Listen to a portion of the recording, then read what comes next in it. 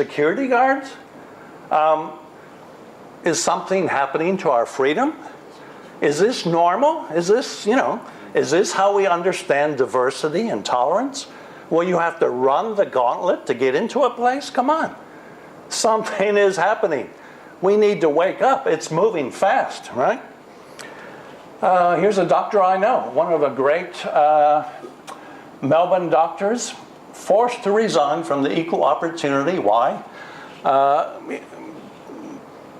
Did he do anything horrible? Strangle his wife? Abuse children? No, something much worse. He said every child, where possible, should have a mother and a father. For that, the Equal Opportunity Commission said, sorry, you cannot work with us. Get out of here. We don't want you. Now, by the way, is that their idea of equal opportunity? You only agree with us, otherwise you're out of here? That's a funny kind of equal. Some equal are more equal than other. Some animals are more equal. Haven't we heard this before? Come on, this is madness. This is happening every day. New South Wales, 12 schools saying it's wrong to be taught that children need a mom and a dad. This is heterosexism. It's a new and great evil, which we will not tolerate. In the name of tolerance, of course. We will not allow this because we're open-minded. We're into diversity. So we won't allow people to be taught that male and female genders exist and they're actually different. That can't be done in our schools. We're tolerant schools. We're open to all, everything except those who disagree with us. Newcastle, blogger, fined $11,000 for daring to write about homosexuality. Now, I got a blog, so I'm worried. I don't know about you guys. I'm worried. 11,000, that's a lot of bickies. I don't have that much money. Remember, who says nothing changes when special rights are granted for homosexuals? We don't even have marriage rights yet, and they're being fined left, right, and center. School chaplain, Tasmania, got the flick from a council job. Why? What horrible thing did he do? He put this poster on his Facebook page. Now, if you know anything about this gal, she's a hardcore atheist lesbian activist, and this is what she said. He didn't say it. She said it. The lesbian. This is not normal. You're not born that way. This is a weird, this is ridiculous. This is a lesbian saying this. For daring to put that poster on his Facebook page, he was kicked out of his job by the council in Tasmania. In the name of diversity and tolerance, of course. Another conference I was at, another gauntlet I had to run. I'm getting tired of all the gauntlets. By the way, I didn't run a gauntlet today. I was kind of disappointed. What's wrong with you guys? Who's organizing this? Come on. I'm so used to having police. In fact, I was at a meeting 2 days ago. I had a guy this tall. He was a gorilla. He was a security guard. He followed me everywhere. I felt so very safe with this guy. That was great. But here, there's no security. There's no police. I'm kind of, what, you doing something wrong, Graham, maybe, huh? But there again, had to run the gauntlet, had to get manhandled by the protesters, and the police had to bring me in to speak at a family conference. Then I had some journalists, right, from The Guardian. She said, Bill, come on, I want to interview you. Bill, how does homosexual marriage impact you? Well, actually, I just got manhandled 10 minutes ago, prevented from getting into this meeting, and you're asking me, how does this impact me? Are you being serious? So this is normal, regular, everyday stuff. Welcome to the 21st century and to tolerance. We will tolerate everything except those who happen to disagree with us. Hyatt Hotel, Australian Christian Lobby, wanted to have a conference. What'd they do? The Tolerance Brigade got out and said, bombard this hotel. Tell them to close down. This is a horrible hotel. How dare you have a conference allowing a different point of view?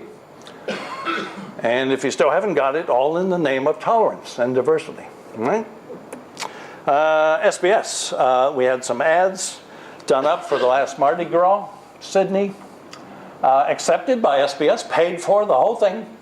Last minute, they pulled them. They didn't show them. Come on, what do you mean? We paid, you agreed, this all go.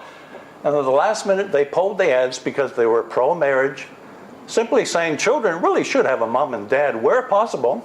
That's a good thing. The social science data is actually pretty clear on this. So they were polled. The same thing, Channel 9. Again, David Van Gendh put these ads together. Channel 9 agreed. They were all paid for. Contract signed. Last minute, no, we don't want your lousy ads. They're bigoted. They're hateful. They say a child needs a mom and a dad. How hateful can you get? So Channel 9 pulled it. New South Wales, Anglican leaders saying the Department of Education is banning our books. Why? Because they teach heterosexual marriage as the norm. Joe DeBruin, maybe we got some labor people here. Anybody know Joe DeBruin? Okay, we got 5 people. The rest of you are not labor or you're sleeping. He's one of the big cheeses in the Labor Party. Come on, SDA, biggest union in the country, right? Big cheese, Labor Party. He was supposed to have this tribute for all the great work he's done for the Labor Party, and he's done heaps. That was canceled. Why? Well, Joe actually thinks marriage is between a man and a woman, and that's an intolerant and hateful thing to do, at least with today's Labor Party. So that whole tribute dinner was canceled. So there's your Labor Party. Now, back to David Van Gendh. Poor guy, he's getting as much abuse as I am. Here's his clinic in Toowoomba. And how much is he going to pay to clean up the graffiti from the Tolerance Brigade? More tolerance in action. They want us to be like them. Tolerant, open-minded, diversity, right? Ask David how this impacts on him. Fred Nile, he was on Q&A recently. You may have seen it. The only one. 6 against 1. Typical ABC fair debate, right? 6 against 1. Moderators are homosexual. Every other guest homosexual. The audience filled with homosexuals. Now, this is a fair debate for your ABC that you're paying for with your tax dollars. Now, if nothing else, if nothing has gotten you upset all night, at least this should. You're paying for this with your tax dollars. Come on, get a little excited once in a while. Get a bit upset. Fred Nile bravely went on, calmly, rationally gave his side of the story, but this happens every week, every lousy week on Q&A. I've been on so many of these stupid debates, and it's always the same. You're the only token conservative against a whole host of lefties. Happens all the time, and that's their idea of a fair debate, right? Anyways, we're almost done. Here's a kid bullied for traditional values. Peter Abetz, he's your guy. Perth, come on, this is you. Saying kids are getting more and more hostility and bullying. Why? Because they simply say, I'm in favor of kind of traditional marriage. So he's complaining about how children are being impacted. South Australia, Adelaide Bakery, same story. Let's shut down this bakery in the name of diversity. Why? Because they're homophobic. The gal here simply wrote a letter to a newspaper, but in a democracy, you're no longer allowed to write a letter to the newspaper if it doesn't toe the party line. So in this case, she simply criticized the fact that they're flying homosexual flags over the councils in Adelaide. And for that, they're trying to shut down her bakery. Because this is tolerance in action, right? So that was just last week. So if you might have gathered by now, there's a bit of a battle going on. Come on, there's a war taking place. Not everybody is keen about freedom, real democracy, real tolerance, real diversity. Some groups are really kind of impatient with all of that. So we need to wrap it up. Some of you know Mr. Bean. If you don't know him, you might know Rowan Atkinson. They've been fighting, as you know, this in the UK. He put it this way. To criticize a person for their race is manifestly irrational and ridiculous. But to criticize their religion, that is a right. That's a freedom. The freedom to criticize ideas, any ideas, even if they are sincerely held beliefs, is one of the fundamental freedoms of society. A law which attempts to say you cannot criticize, or you can criticize and ridicule ideas as long as they are not religious ideas, is a very peculiar law indeed. Now, by the way, how often have you had it said, or you've heard, when somebody is a little bit concerned about, say, Islam, and immediately you're accused of being a racist, right? It happens about every day. You get it every day on SBS, ABC, West Australian. Now, by the way, Islam is not a race. People from every race can be a Muslim or a non-Muslim. So it's the dumbest thing you can say. Islam has nothing to do with race. But dare to simply open your mouth saying, well, you know, the number of people losing their heads, that's kind of a concern. I'm worried about that. To even say that, you're a racist. So anyways, Rowan Atkinson has got it right. These are dumb laws, and they hinder freedom of speech. So when you promote gay marriage, you can say what you like. If you talk about the impact it may have on children and society, well, sorry, you're not allowed to say anything. That's exactly where we're heading today. And I would like to have thought that the examples I gave, just the few, is a pretty good proof. And again, I got a whole books filled with more, fully documented. I got 1,500 footnotes in over 700 pages in those 2 books alone. Dad, what happened to our freedom?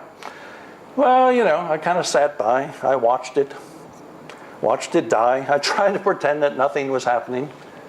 Or I said, well, this won't impact me. You know, it doesn't really bother me, so I won't get too shook up about it. Of course, a lot of people in Germany in the 30s and 40s said that. And by the time they woke up, it was too late, right? Freedom is never more than 1 generation away from extinction. We didn't pass it on to our children in the bloodstream. It must be fought for, protected, handed on for them to do the same, or one day we will spend our sunset years telling our children and our children's children what it was once like in Australia where men were free. Come on, this is not theory. We're seeing this happen right in front of our very eyes. The German Lutheran who paid his life for this, for standing against Hitler and the Nazis, right? He put it well. Silence in the face of evil is itself evil. God will not hold us guiltless. Not to speak is to speak. Not to act is to act, right? We can see all around us freedoms being taken away, whether religious, free speech, freedom of conscience. What are you going to do? You can just sit back, pretend it's not happening, or are you going to say, wait a minute, this bothers me, this affects me. I'm going to do something. And probably in the Q&A, we'll start talking about what we can do. I always wondered why somebody didn't do something about that. Then I realized, hey, I'm somebody, right? How long are you going to expect somebody else to do your work for you? I know, let's get Bill in and tell us about, well, I'm happy to do that. Guess what? I can't write your letters to the editor. I can't contact your MPs. I can't go to a freedom rally with you. You've got to do some of these things. You are the voice that's going to stand up. You will determine whether freedom stays in Australia or whether we keep losing it, okay? So you may have seen this meme, be this guy, right? The whole lousy crowd is going in one direction. One guy goes against the flow and says, not me. I'm not going to go with the flow. Freedom is important. Democracy is important. Religion is important. Speech is important.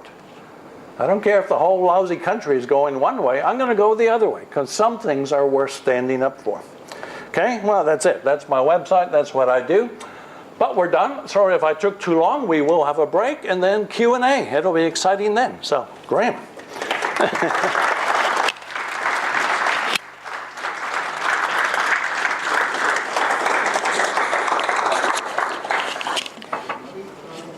Thank you, Bill.